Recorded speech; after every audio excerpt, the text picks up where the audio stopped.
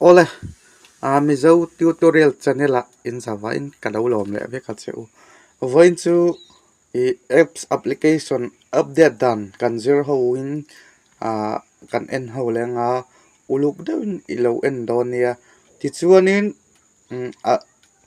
a bul tang hina top thlengin en la I boi lawang ti chuanin chuta ila boi phone ni chun milo comment anga ani lo pon WhatsApp number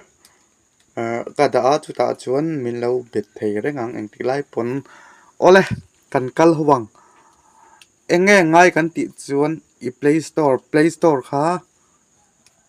kha inei anga Play Store kha ni lutang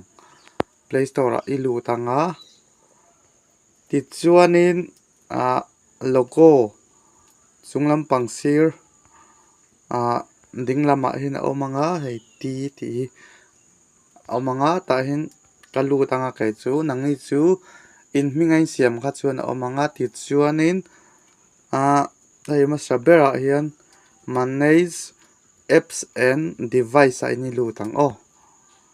ti chuan in lut anga hei update ti hi update ai hin lutanga ti chuanin WhatsApp hi update anga ti chuanin lopo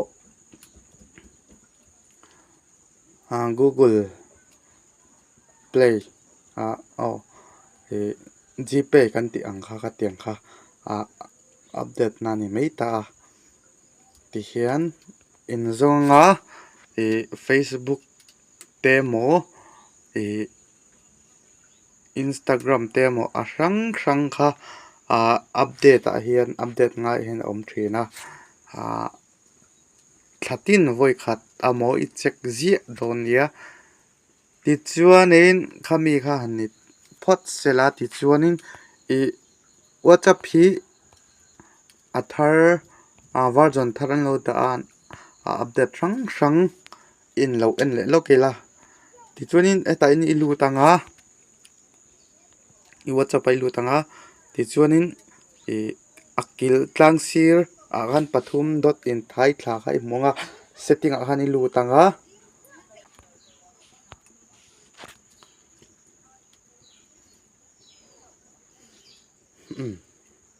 ti khan hei thilai na in ilu tanga ti chuanin hnoilama hani chuk thlang hei apps update ti hi ta ni lutanga ti chuanin hei ti na lo omta apps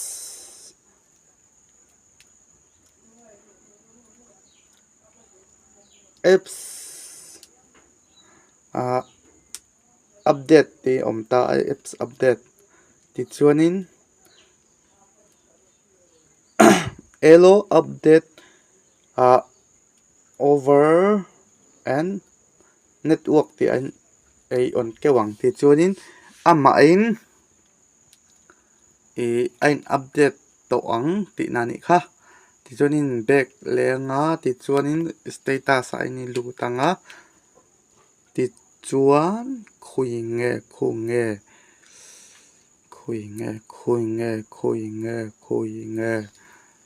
ni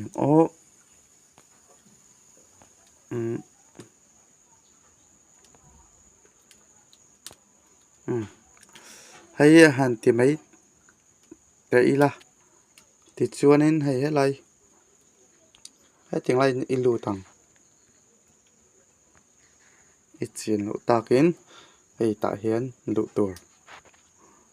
in lu tanga ti chuan hei photo te music te idu kha ithlang le thei photo hi kan ti dona wangin photo hi kan lu tanga hei du kha hei kan thlang le theya hei kan lut thale anga du kha ida bel le theya hei en ula hei ka dili tang hei kalau da to la nei hei tiang hian